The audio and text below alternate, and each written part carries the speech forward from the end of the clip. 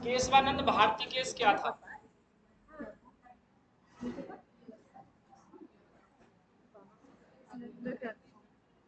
ऐसा इतना समय नहीं है।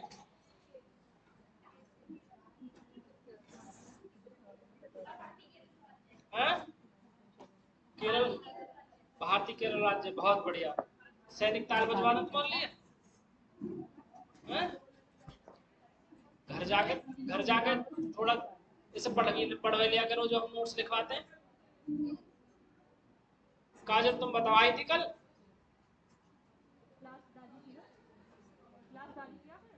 हाँ? क्लास नहीं डाल पाए कल।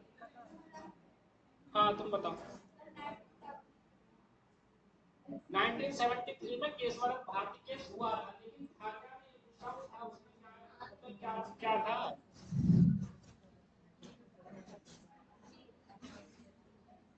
तो बहुत बहुत गलत बात है, बहुत गलत बात है।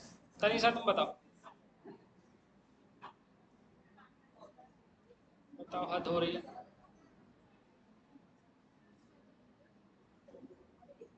ये शीतल तुम बताओ।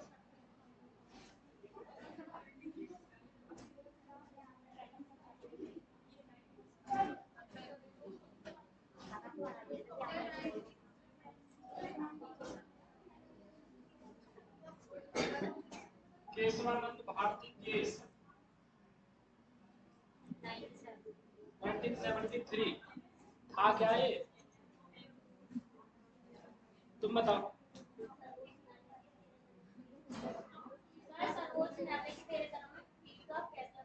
क्या फैसला सुनाया था?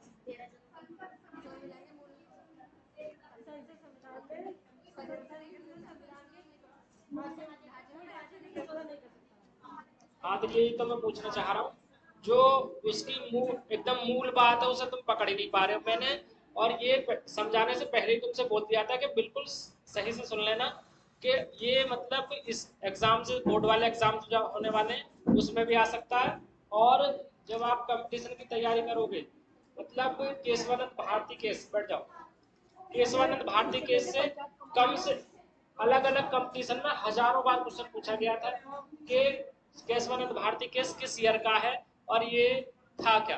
तो मैंने आपको बताया था कि उस समय 1970 का जो डिकेट्स था उसमें न्यायपालिका का सरकार से क्या संघर्ष चल रहा था, ठीक है। और संघर्ष चल रहा था कई बातों पर, 3 सवाल बताए थे मैंने, है ना।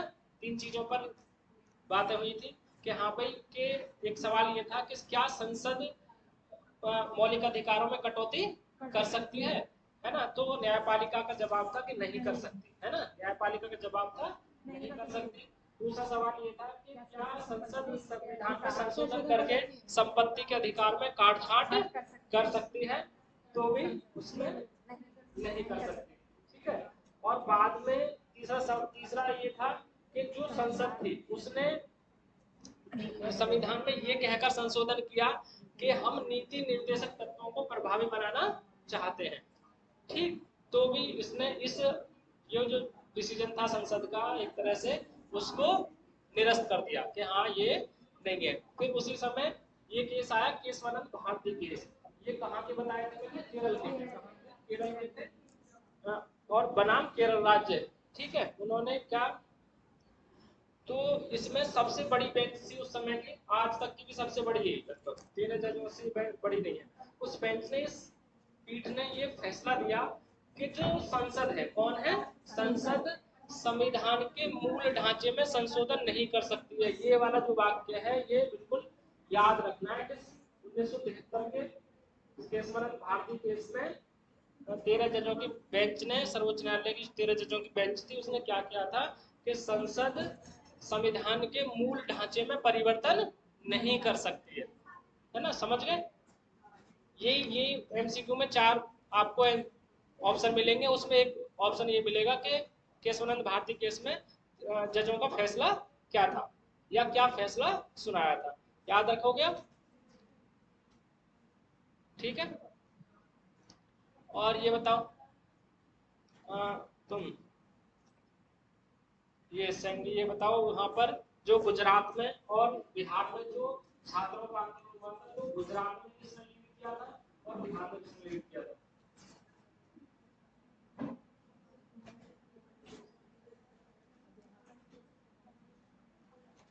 कोई मतलब नहीं है मेरे पढ़ने का और तुम्हारे पढ़ाने का, अगर तुम घर जाके बिल्कुल नोट्स को बिल्कुल के खोल के देख रहे हो ना, है ना।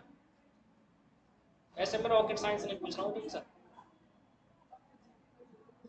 कर दे क्या हो घर जाकर तुम सब।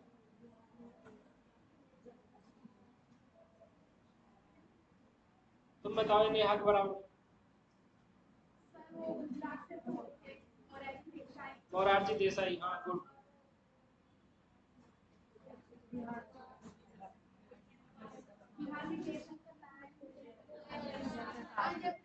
लोकनायक जयप्रकाश नारायण, ठीक है। हाँ ऐसा ऐसे याद रखो, ठीक है।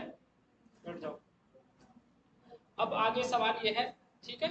तो इसमें अब केशवानंद भारती केस के बाद में क्या हुआ कि जो सरकार थी, तो न्यायपालिका में जो सीजीआई बनने की प्रक्रिया है, सीजीआई बनने की प्रक्रिया है, सीजीआई मैंने बताया था chief justice of India, chief justice of India, है ना। और कितने वर्तमान में कितने जज हैं सर्वोच्च न्यायालय में, 34, है ना। 33+1। और हाई कोर्ट कितने बताए थे, पूरे भारत में हाई कोर्ट कितने बताए थे, 25, है ना। तो उसमें क्या होता है सर्वोच्च न्यायालय में कि जो सीजीआई बनता है वो वरिष्ठ वरिष्ठ वरिष्ठ जज जो होता है, सबसे जो वरिष्ठ जज होता है, यानी कि सबसे बड़ा जो जज होता है, उसको सीजीआई बनाया जाता है। मतलब जैसे ये 4 लोग है ना, ये 4 जजेस है, 4 जजेस में इनमें जो वरिष्ठ है, यानी कि बड़ा है एज में भी और अनुभव में भी, तो उसको मुख्य न्यायाधीश बना दिया जाता है। लेकिन सरकार ने उस समय क्या किया कि जो 3 जजेस थे जिनमें से मतलब उन तीनों में से जज बनना था कायदे में, मतलब तुम 3 सीनियर जज हो, है ना, और सरकार इन्हें जज बना दे, ये मतलब उस समय एलिजिबल नहीं है। जो परिपाटी चली आ रही थी, परिपाटी क्या है कि सीनियर जज जो है उसको सीजीआई बना दिया जाएगा, समझ रहे हैं ना मेरी बात को। लेकिन उनको जज ना बनाकर, सीजीआई ना बनाकर, और किसी ये थे, उनका नाम था एन रे, को मुख्य न्यायाधीश उस समय बना दिया। तो इससे न्यायपालिका और सरकार के बीच में और ज्यादा संघर्ष बढ़ गया, ठीक है।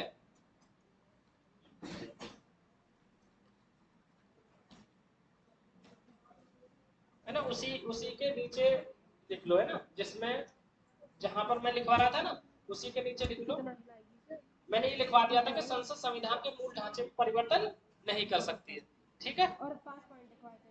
हाँ वो 5 पॉइंट मैंने इसलिए लिखवाए थे कि मतलब आपको समझ हो कि मूल ढांचा क्या है संविधान का, मूल ढांचा है क्या संविधान का। उससे आगे लिखो, है ना, कि 1973 में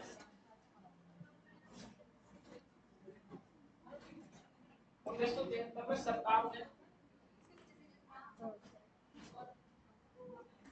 सरकार ने 3 वरिष्ठ न्यायाधीशों,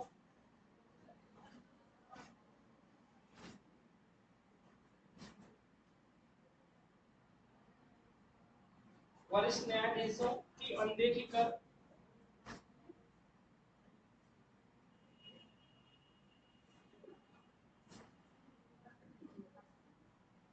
वरिष्ठ न्यायाधीशों की अनदेखी कर न्यायमूर्ति, न्यायमूर्ति कौन होता है,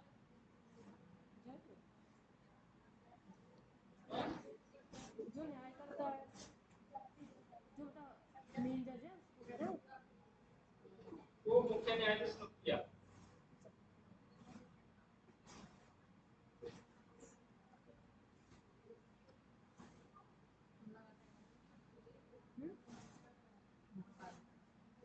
हाँ न्यायमूर्ति जज ही होता है, मुझे बहुत अच्छी हिंदी में बोलते हैं न्यायमूर्ति, इंग्लिश में बोलते हैं जज। मैंने क्या बोला, हाँ सही बताया मैं, तो बता तो देते सही बोला कि गलत बोला।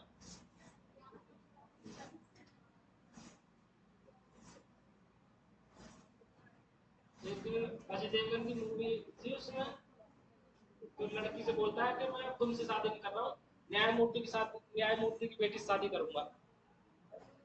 अब वो उसे पता नहीं होता है जज को न्यायमूर्ति बोलते हैं, तो उससे नाराज हो जाती है, फिर बताता है थोड़ी देर में कि तुम न्यायमूर्ति की बेटी हो। हाँ पीछे से कमेंट कमेंट, ठीक है।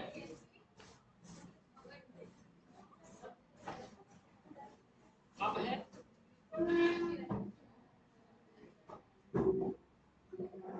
अब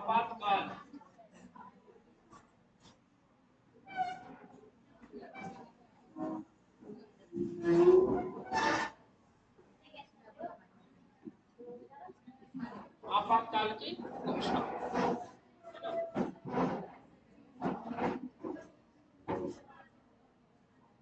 अरे बहुत धीरे लिखती हूँ, बहुत धीरे लिखती हूँ, इसलिए हाँ सुनो। जो पांचवें चुनाव थे कौन सी ईयर में हुए थे? पांचवें जो चुनाव थे वो कौन सी ईयर में हुए थे? हैं? 1971, 1971 हमने बताया था। पहले चुनाव 1952। अरे ये सभी बच्चे सुन लें, होम साइंस इकोनॉमिक्स सब सुन लें, ये सबके काम की चीज है। जो भारत में आम चुनाव हुए थे लोकसभा के लिए सबसे पहले हुए थे 1952 में। कब हुए थे? 1952। और दूसरे आम चुनाव हुए थे लोकसभा के लिए 1957 में। तीसरे आम चुनाव हुए 1962 में, ठीक है। और चौथे आम चुनाव हुए 1967 में, ठीक। और पांचवा जो चुनाव हुआ था 1971 में, ठीक है।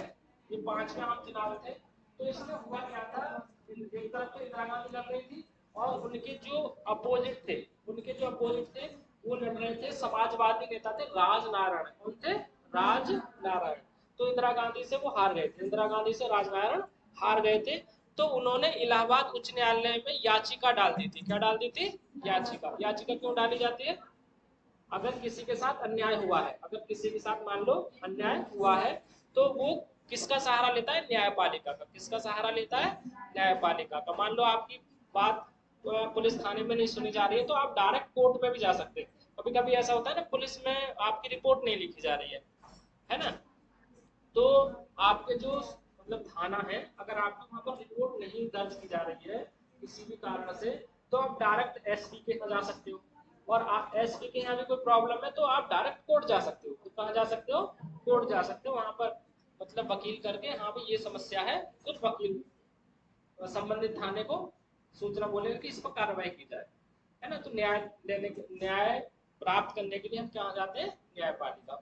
तो राजनारायण जो थे उनको ये लगा था कि इंदिरा गांधी ने जो चुनाव हुआ है 1971 का, उसमें जो सरकारी मशीन दी थी, यानी कि सरकारी कार्यकर्ता थे, जो उनसे सरकारी कार्यकर्ता थे, उनका इस्तेमाल किया है, उनका इस्तेमाल किया है। और मतलब जब आपने ये वो सुना होगा code of conduct, code of conduct, आचार संहिता, सुना है?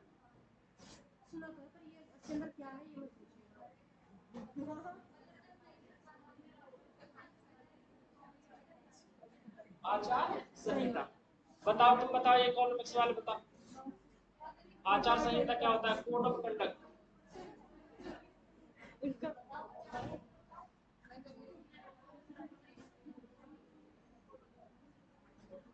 कोड ऑफ कंडक्ट बताइए। No idea. जब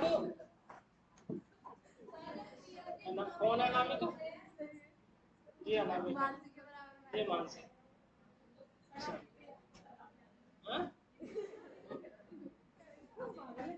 सुनो, जब कोई भी या तो विधानसभा का चुनाव हो या लोकसभा का चुनाव हो या फिर जिला पंचायत वाले, मतलब कोई भी चुनाव होता है, कोई भी चुनाव होता है, तो उसमें जो सरकार है वो अपनी पावर्स का गलत इस्तेमाल ना करे। गलत से मतलब उसका उस मतलब अपनी पावर का इस्तेमाल ही ना करे। इसलिए इलेक्शन कमीशन, दो इलेक्शन कमीशन होते हैं, राज्य इलेक्शन कमीशन और है ना, और केंद्रीय निर्वाचन आयोग। राज्य निर्वाचन आयोग और केंद्रीय निर्वाचन आयोग। जो केंद्रीय निर्वाचन आयोग है वो सारे राज्यों के जो विधानसभा चुनाव है उनको कंडक्ट करवाता है, ठीक। और जो राज्य निर्वाचन आयोग है वो जितने मतलब जिला पंचायत के इलेक्शन हो गए, ब्लॉक के हो गए, या फिर इनके हो गए ग्राम प्रधान वाले इलेक्शन हो गए, है ना, इनको सबको राज्य निर्वाचन आयोग करवाता है, ठीक है। तो सारी पावर निर्वाचन आयोग के हाथ में चली जाती है और वो कुछ गाइडलाइन जारी करता है। वो क्या करता है? कुछ गाइडलाइंस जारी करता है। उसी को बोलते हैं हम आचार संहिता। उसी को क्या बोलते हैं? आचार संहिता। मतलब वो कहेगा कि जो सरकार है वो ना तो ट्रांसफर करेगी, जो अपने कर्मचारी हैं उनका कोई ट्रांसफर अब नहीं करेगी, और ना ही कोई बड़ी योजना का अनाउंसमेंट करेगी कि जी हम 50,000 भर्ती निकालेंगे, ठीक है। तो इससे मोबिलाइज होगा ना, मतलब सब लोग ये कहेंगे कि अब तो इनको ही वोट देना चाहिए, आप इलेक्शन के टाइम पे अगर ये कह रहे हो कि हम 50,000, 1 लाख, 2 लाख भर्ती निकालेंगे, तो ये तो गलत हो जाएगा ना। वही सारे लोग वोट उसी को करेंगे फिर, है ना। मतलब इस तरीके से। और जो पुलिस है ना, वो भी किसके अनुसार काम करती है? निर्वाचन आयोग के, है ना, इलेक्शन कमीशन की। ये होता है कोड ऑफ कंडक्ट। समझ गए? ये जनरल चीजें हैं, आपको पता होना चाहिए, है ना। ये मतलब ऐसा इनसे केवल ये नहीं है कि ये सिविक्स वालों को पता होंगे, है ना। ये जन सामान्य बातें हैं, सबको पता होना चाहिए। ठीक है, आचार संहिता तो समझ में आ गई, है ना। तो आचार संहिता में ये होता है कि आप सरकारी कर्मचारियों से चुनाव के फेवर में कोई काम नहीं करा सकते।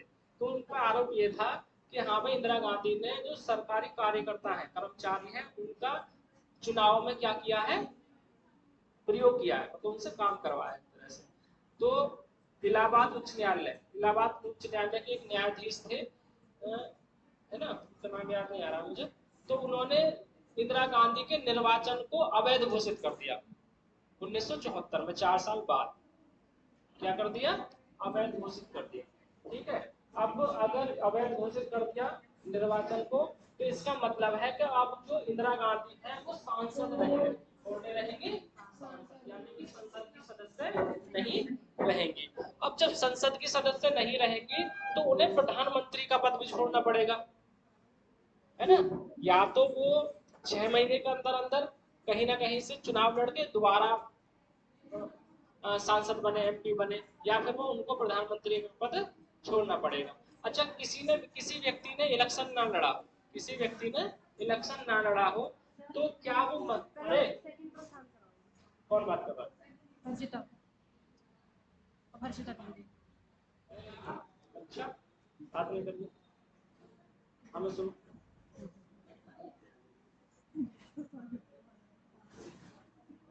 तो क्या बता रहे थे? हाँ, अगर कोई किसी ने इलेक्शन नहीं लड़ा, तो क्या वो प्रधानमंत्री या मंत्री बन सकता है या बन सकती है? जब इलेक्शन नहीं लड़ा तो बताओ, सारे बच्चे बताओ। चॉकलेट का सवाल है, चॉकलेट मिलेगी। कल की तो मिलते देंगे।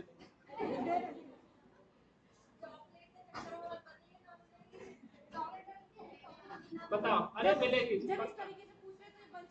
रिकॉर्डिंग हो रही है, पक्का मिलेगी, देख लो बिना। और देखो, ऑन कैमरा बोल रहा है। इतना तो मुझे आता ही नहीं है कन्वर्ट करना है। मेरा क्वेश्चन ये है, अगर किसी व्यक्ति ने इलेक्शन ना लड़ा हो, है ना, तो क्या वो प्रधानमंत्री या मंत्री बन सकता है? बन सकती है? जब आप पूछ रहे हैं तो बन सकता है, बन सकता है। क्या, कैसे बन सकता है? हाँ, आंसर सही है तुम्हारा, है ना। तो मिल जाएगी।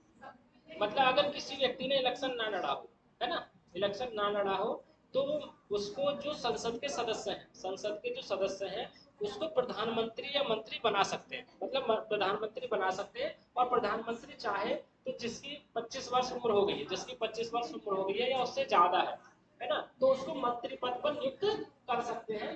लेकिन उसमें एक कंडीशन है कि जिस व्यक्ति को मंत्री या प्रधानमंत्री बनाया है ना, तो उसको 6 महीने के अंदर अंदर संसद का सदस्य बनना पड़ेगा, है ना। चाहे तो वो लोकसभा का सदस्य बन जाए, चाहे राज्यसभा का बन जाए, है ना। ये शर्त है, समझ गए, है ना। तो अगर बीजेपी चाहे तो जब तुम 25 साल के हो जाओगे, तो तुम्हें प्रधानमंत्री बना सकती है ना। बीजेपी रहेगी तब तक। सुनो, हाँ, मतलब कोई जो भी पार्टी जो सरकार में आए, वो बना सकती है। समझ गए? यहाँ तक बात समझ में आ गई। और फिर बाद में 10-12 दिन बाद ही 12 जून को 1974 को उन्होंने ये फैसला सुनाया था, है ना। 75 को, सॉरी, 75 को। और बाद में इस जो उच्च न्यायालय का, इलाहाबाद उच्च न्यायालय का जो फैसला था, इसको पलट दिया था किसने? सर्वोच्च न्यायालय। सर्वोच्च न्यायालय ने मना कर दिया था कि नहीं, ऐसे नहीं है ना। उसने उसको पलट, अरे बात नहीं, उसको पलट दिया था। ठीक है, ये था। और अब इसे लिखवाने की जरूरत है? तो इसके पॉइंट्स कैसे लिखेंगे? इम्पोर्टेंट है। ये आपातकाल की परिस्थितियां चल रही है कि कैसे आपातकाल की परिस्थितियां बनी थी, कैसे आपातकाल की परिस्थितियां बनी थी, वो चल रहा है ना। चलो कोई नहीं, है ना। अब आपातकाल की घोषणा, आपातकाल की घोषणा में ये मान लीजिए मतलब आपातकाल और संकट, नेक्स्ट हेडिंग क्या है?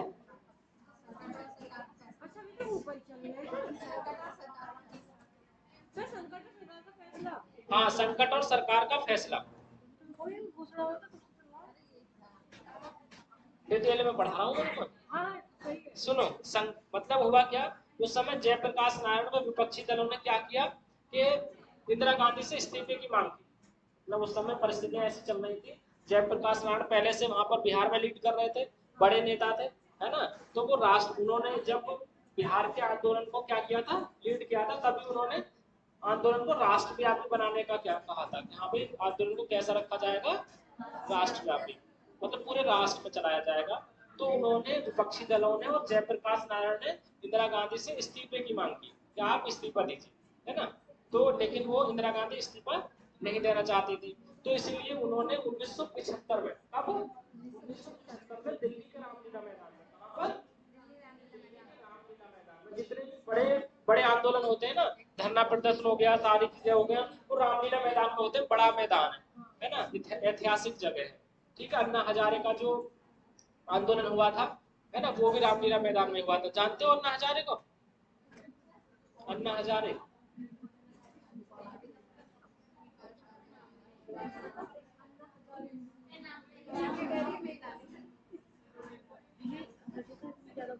कोई आइडिया?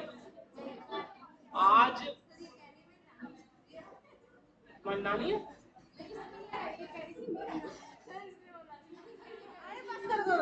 सुनो, अरविंद केजरीवाल जो मुख्यमंत्री बने हैं दिल्ली के, वो, हाँ मतलब तो इस्तीफा दे दिया है ना। तो वो अन्ना हजारे की ही देन, वो देन कैसे है, मतलब अन्ना हजारे महाराष्ट्र के हैं। अन्ना हजारे कहाँ के हैं? महाराष्ट्र के हैं। सामाजिक कार्यकर्ता है, समाज सुधारक है। उन्होंने 2011 में रामलीला मैदान में अनशन किया था लोकपाल बिल को लेकर। किसको? लोकपाल। अरे आते नहीं, कौन बात कर रहा है? हाँ, ये चारों तो चुप ही ना हो रहे। हर्षिता मैं एक लाइन लिख के बाहर नहीं देना। बोल सकता। हर्षिता से एक लाइन पूछो, कुछ बताओ।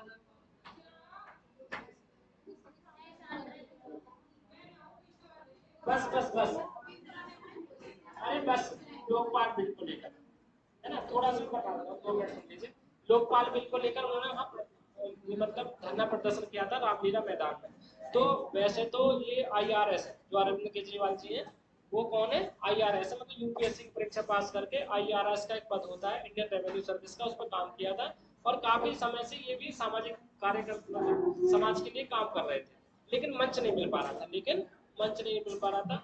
उस समय 2011 में क्या हुआ, एक तरह से ये मतलब पब्लिक मंच मिल गया और पब्लिक के पूर्ण रूप से सामने आ गए।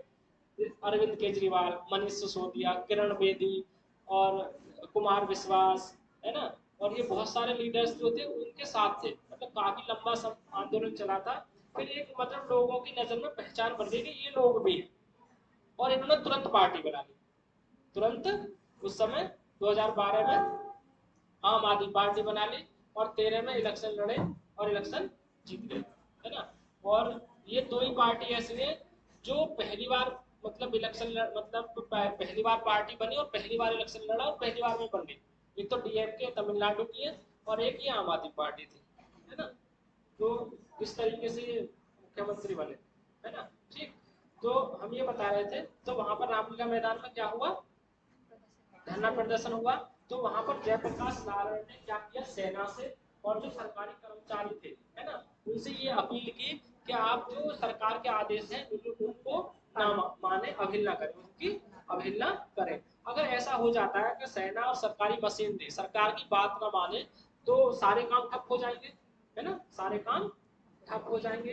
तो इस मतलब इस आशंका को लेकर के अगर उनकी अपील मान ली गई या ऐसा कर दिया, तो पूरे देश में गड़बड़ी हो सकती है, अंदरूनी गड़बड़ी हो सकती है। तो इन परिस्थितियों में इंदिरा गांधी ने क्या किया, उस समय डॉक्टर फखरुद्दीन अली राष्ट्रपति थे। कौन थे? डॉक्टर फखरुद्दीन अली राष्ट्रपति थे। तो जून 1975 में, जून 1975 में 25 जून 1975 को इंदिरा गांधी ने आपातकाल यानी कि इमरजेंसी की घोषणा कर दी। इसकी घोषणा कर दी, मतलब घोषणा कौन करता है? एक तरह से राष्ट्रपति करता है, मतलब राष्ट्रपति को निर्देश दिए एक तरह से, है ना। और डॉक्टर फखरुद्दीन अली ने क्या किया? इमरजेंसी, है ना, राष्ट्र, ये इमरजेंसी कौन सा आर्टिकल है? 352, 352, है ना। ये तीन आर्टिकल हम डिस्कस कर चुके हैं, 352, 356 और 360। ठीक है, क्या है 356 में? क्या है?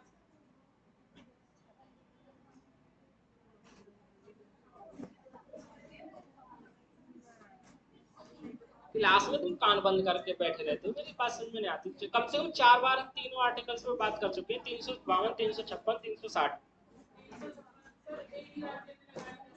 हाँ, एक राज्य में राष्ट्रपति शासन लगाया जाता है ना। हाँ, 360 क्या है? अब बता। एक मत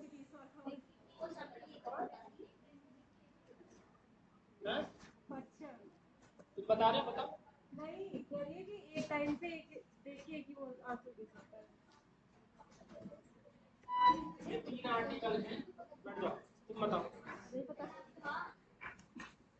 देखो, अब मैं लिख रही हूँ। 352 में क्या है? पहले जो इसमें था कि इसमें लगाया जाता है आपातकाल, और पूरे देश में लगता है। आपातकाल का क्या मतलब है? इंग्लिश में बोलते हैं इमरजेंसी, है ना। क्या है? 352, आपातकाल, और इंग्लिश में क्या बोलते हैं इसे? इमरजेंसी। ठीक है, इसका जो पहले ग्राउंड था, पहले जो ग्राउंड था कि अगर देश में अंदरूनी गड़बड़ी है, देश में अंदरूनी कोई गड़बड़ी है या बाहरी, आप 2 ग्राउंड है इसके लगाने के। कितने ग्राउंड है? मतलब 2 आधार है एक तरह से, कि अगर या तो देश में आंतरिक गड़बड़ी हो, या कोई बाहरी आक्रमण हो गया हो, या कोई बाहरी आक्रमण हो गया हो या होने की संभावना हो, है ना, तो इसको इमरजेंसी आपातकाल लगाया जा सकता है। तो उस समय सरकार ने तर्क क्या दिया कि अभी मतलब देश में अंदरूनी गड़बड़ होने की आशंका है। देश में मतलब जो परिस्थितियां चल रही हैं, तो देश में अंदरूनी गड़बड़ होने की आशंका है, इसलिए हम क्या लगा रहे हैं? आपातकाल लगा रहे हैं। ठीक है, अनुच्छेद 352। ठीक है, तो समझ रहे? अब इसका थोड़ा ग्राउंड चेंज कर दिया है, अब इसका थोड़ा ग्राउंड चेंज कर दिया है कि जब अगर केवल अंदरूनी गड़बड़ में, तुम ये नहीं कह सकते अंदरूनी गड़बड़ क्या है। अगर सशस्त्र विद्रोह है, अंदरूनी गड़बड़ की जगह उन्होंने क्या शब्द यूज किया है? अब सशस्त्र विद्रोह अगर हो गया है देश में, तब आप इमरजेंसी लगाओगे। ऐसे छोटी मोटी गड़बड़ के चक्कर में इमरजेंसी नहीं लगाओ, है ना। समझ गए? लंदन तो तुम जा देते हो, समझते कुछ नहीं। 356, इसको बोलते हैं राष्ट्रपति शासन, इसको बोलते हैं राष्ट्रपति शासन। मतलब जब किसी राज्य की सरकार, जब किसी राज्य की सरकार काम ना कर पा रही हो, है ना, काम ना कर पा रही हो, या वहां की जो सिविल सर्वेंट है वो अपना काम ढंग से ना कर पा रहे हो, तो किसी एक राज्य में, किसी एक राज्य में, 2 राज्यों में ये लगाया जाता है। बाकी राज्यों से कोई मतलब नहीं होता। जैसे उत्तर प्रदेश में लगा दिया या वेस्ट बंगाल में लगा दिया, अगर कोई वहां पर सरकार सही से काम नहीं कर पा रही है, तो समझ गए? दोनों में तो समझ गए, है ना। और 360 और क्या है? देखो, इमरजेंसी जो लगी है भारत में 3 बार लगी है। कितनी बार लगी है? 3 बार, है ना। 360 है जब देश में, देश की अर्थव्यवस्था बिल्कुल खराब हो जाए, देश की अर्थव्यवस्था बिल्कुल खराब हो जाए, है ना। 360 आज तक नहीं लगा, 360 आज तक नहीं लगा, है ना। तो इसमें गवर्नमेंट क्या करेगी? इसको अगर लगाएगी तो जो सरकारी कर्मचारी है उनका वेतन रोक देगी, उनका वेतन रोक सकती है, आपको वेतन काट दिया जाएगा, थोड़े टैक्स कलेक्शन कर सकती है पैसे का, है ना, इस तरीके से। तीनों समझ में आ गए ना?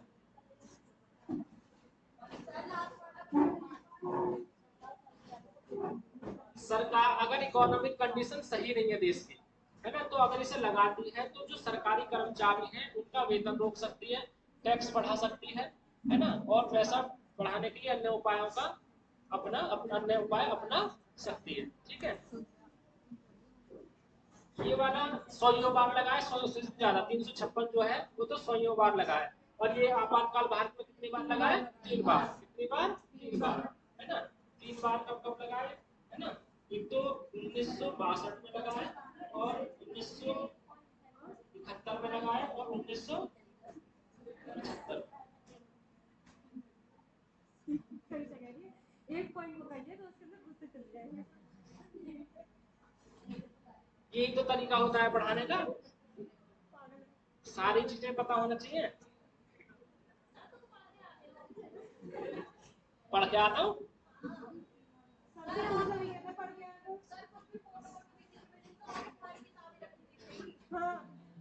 ये रविंद्रनाथ टैगोर जी ने कहा है, एक जलता हुआ दीपक ही उजाला कर सकता है ना। तो अगर यहाँ बल्ब और दीपक की बात यह है कि अगर टीचर खुद पढ़ेगा, खुद अपने आप को तपाएगा, मतलब तो तभी अपने विद्यार्थियों को अच्छा ज्ञान दे सकता है। समझ गए? अब चलो मैं पढ़ के आता हूँ, मैंने मान लिया ये, वैसे मैंने पहली पढ़ी हुई चीजें, है ना।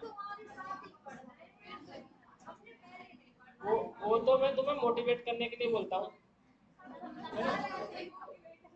लेकिन तुम मोटिवेट नहीं हो रहे हो। चला है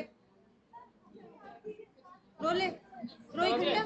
और अब देखो इतने सारे फैक्ट होते हैं, सारी एक एक लाइन में चार चार फैक्ट है, सारी चीजें, तो चीजें रिवीजन तो करनी पड़ेगी, है ना। चीजें रिवाइज तो करनी पड़ेगी, जब भी याद रहता है। समझ गए? ये समझ गए सारे, है ना। अंदरूनी गड़बड़ी के कारण 25 जून 1975 को फखरुद्दीन अली अहमद ने क्या कर दिया? राष्ट्रपति शासन लगा दिया। ठीक है, इतनी बात क्लियर।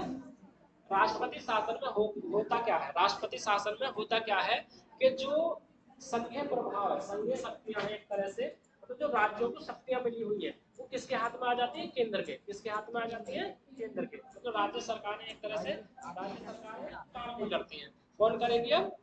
केंद्र सरकार काम करेगी, है ना, अपने अनुसार काम करेगी। यानी कि उनके जो व्यवहारिक तौर पर शक्तियां क्या हो जाती हैं? निष्प्रभावी हो जाती है। ठीक है, और मौलिक अधिकारों पर रोक लगा दी जाती है, उनकी कटौती कर दी जाती है। अगर आपातकाल लगा हुआ है तो जो मौलिक अधिकार है हमारे, 6 मौलिक अधिकार है, या तो उन पर रोक लगा दी जाएगी या फिर उनमें कटौती कर दी जाएगी। ठीक है, अब संकट क्या मतलब, एक तरह से आपातकाल के बाद और क्या क्या हुआ, सुन लीजिए एक बात। आपातकाल के बाद और क्या क्या हुआ?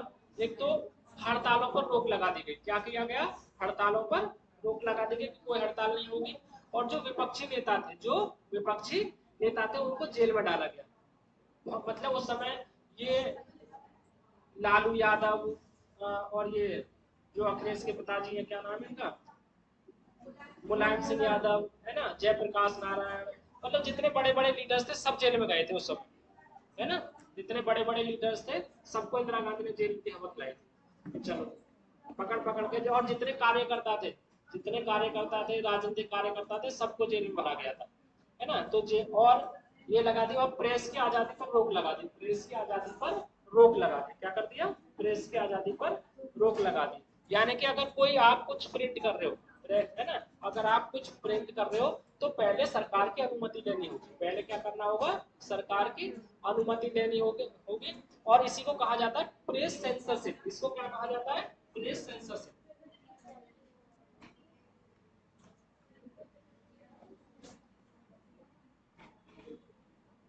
Press censorship.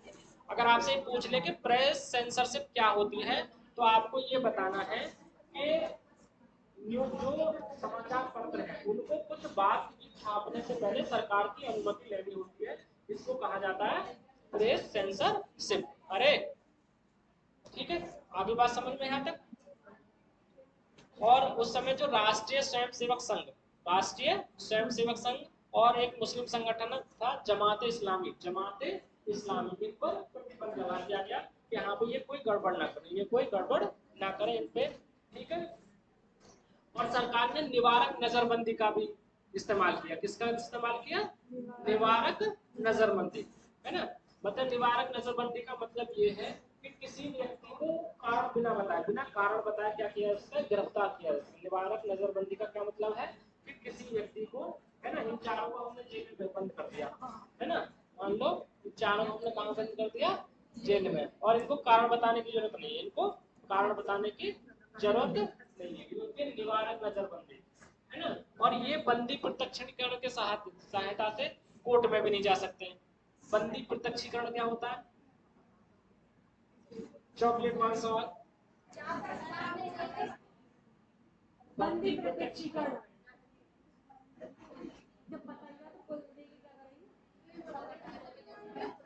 तुमने पूरा ना 11th पूरा एक संग बेकार ही गवा दिया, एक साल खराब ही कर दिया तुमने, समझा पढ़ाया, है ना।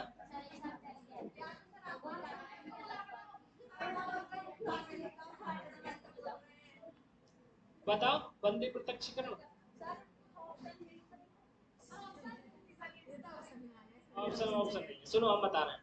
आपने उसका मौलिक अधिकारों का आर्टिकल 32 पढ़ा होगा, आर्टिकल 32, है ना। संवैधानिक उपचारों का अधिकार, संवैधानिक उपचारों का अधिकार, उसमें संवैधानिक उपचार मतलब मौलिक अधिकारों के संरक्षण के लिए, मौलिक अधिकारों का संरक्षण कौन करता है? राज्य, मतलब उच्च न्यायालय और उच्चतम न्यायालय, उच्च न्यायालय और उच्चतम न्यायालय। तो उच्च न्यायालय को और उच्चतम न्यायालय को 5 रिट जारी करने का अधिकार होता है, 5 याचिका, 5 याचिका। तो उसमें एक याचिका है बंदी प्रत्यक्षीकरण। क्या है? बंदी प्रत्यक्षीकरण। इसमें ये प्रावधान है कि अगर पुलिस ने किसी व्यक्ति को गिरफ्तार किया है, अगर पुलिस ने, सभी सुन लो, ये आपकी सबके काम की चीज है, अगर पुलिस किसी व्यक्ति को गिरफ्तार कर लेती है तो 24 घंटे के अंदर अंदर, कितने? 24 घंटे के अंदर अंदर उसे कोर्ट में प्रस्तुत करना अनिवार्य है। आप 24 घंटे से ज्यादा किसी व्यक्ति को जेल में नहीं रख सकते हो, ये रूल है। मतलब आप अगर रखोगे तो स्पेशल आपको परमिशन लेनी होगी कोर्ट से, तो अब आपको जेल में रख सकते हो, वरना वो कहाँ जाएगा, मतलब कोर्ट में प्रस्तुत होगा। ये कोर्ट डिसाइड करेगा कि आपको रिमांड में भेजना है वो व्यक्ति या फिर जेल वहां पे भेजना है, जो दूसरी जेल होती है ना। समझ रहे? ये होता है बंदी प्रत्यक्षीकरण। समझ रहे? समझ गए? नहीं समझे? मान लो इसको गिरफ्तार कर लिया, है ना, ये नहीं, देखो प्रधानमंत्री को छोड़ दे रहे है ना।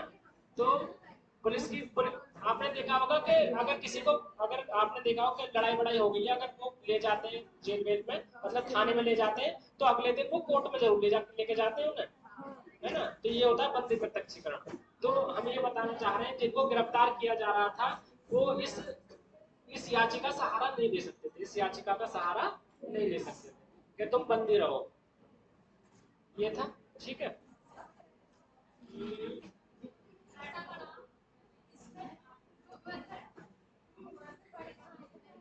ठीक है,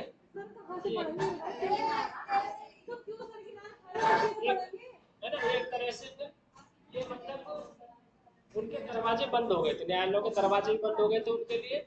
लेकिन बाद में कुछ न्यायालयों ने ये कहा था कि भाई अगर कोई अपील लेकर आ रहा है, अगर कोई अपील लेकर आ रहा है बंदी प्रत्यक्षीकरण की, तो सुनवाई कर सकते हैं, सुनवाई कर सकते हैं।